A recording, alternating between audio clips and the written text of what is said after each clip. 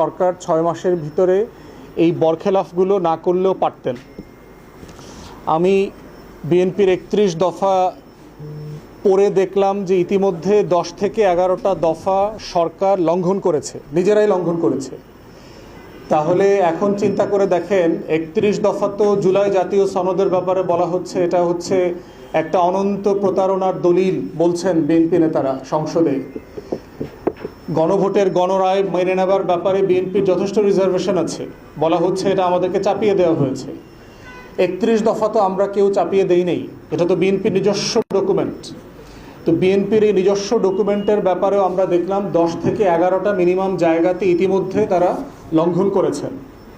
তো মাননীয় প্রধানমন্ত্রী ওনার বক্তব্যে সরকার গঠনের পরের দিনে যে মৌলিক জায়গাগুলোর কথা বলেছেন, যে দুর্নীতি দমন, সুশাসন, জবাবদিহিতা প্রতিষ্ঠা হচ্ছে ওনার প্রায়োরিটি ওয়ার্ক।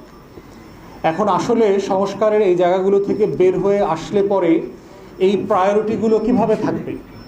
এখন দেখেন, আমরা বলছি, আমরা আপনাদেরকে মনে করিয়ে দেই যে আসলে কোন কোন জায়গাতে এই বরখেলাপগুলো হয়েছে। প্রথমত হচ্ছে বিএনপির প্রথম দফা, সংবিধান সংস্কার কমিশন গঠন করা হবে বলা হয়েছিল, এবং দেখবেন সংস্কার কথাটা বলা আছে। বিএনপি ফান্ডামেন্টালি সংস্কার শব্দ থেকে সরে আসছে। তারা বলছে তারা সংবিধানের 142 অনুচ্ছেদ মোতাবেক সংশোধনী যেটা করবার সেই সব জায়গায় তারা করবেন, কিন্তু সংস্কারের আইডিয়ায় তারা একমত না।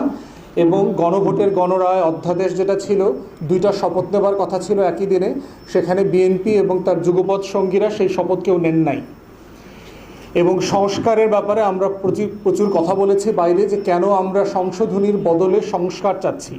কারণ ফান্ডামেন্টাল কিছু জায়গা আছে যেগুলো আসলে আর্টিকেল 142 দিয়ে আপনি কভার করতে পারবেন না, রাষ্ট্রের মৌলিক কাঠামোতে হাত দিতে হবে। তারপরে দেখেন যে বিএনপির পক্ষ থেকে বলা ছিল যে রাষ্ট্রীয় সাংবিধানিক সংবিধিবদ্ধ বিভিন্ন প্রতিষ্ঠানে নিয়োগের ব্যাপারে নীতিমালা করে মেধার ভিত্তিতে, যোগ্যতার ভিত্তিতে নিয়োগ করা হবে। এমনও বলা হয়েছে সংসদীয় কমিটিতে আমেরিকার স্টাইলে ভেটিং করা হবে, যাকে নিয়োগ দেওয়া হবে তাকে ইন্টারভিউ করা হবে পাবলিকলি।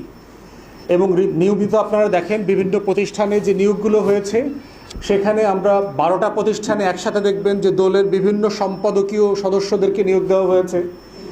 নির্বাচন কমিশনে দেখেন, পিএসসিতে দেখেন, তারপরে হচ্ছে বাংলাদেশ ব্যাংকে, চিফ প্রসিকিউটর আইসিটিতে, সকল জায়গাতে আমরা দেখতে পাচ্ছি যে বিএনপি তার নিজস্ব যে ওয়াদা ছিল যে নীতিমালার ভিত্তিতে যোগ্য মানুষদেরকে অ্যাপয়েন্ট করা হবে, সেখান থেকে তারা সরে এসছে এবং বরখেলাপ করেছে।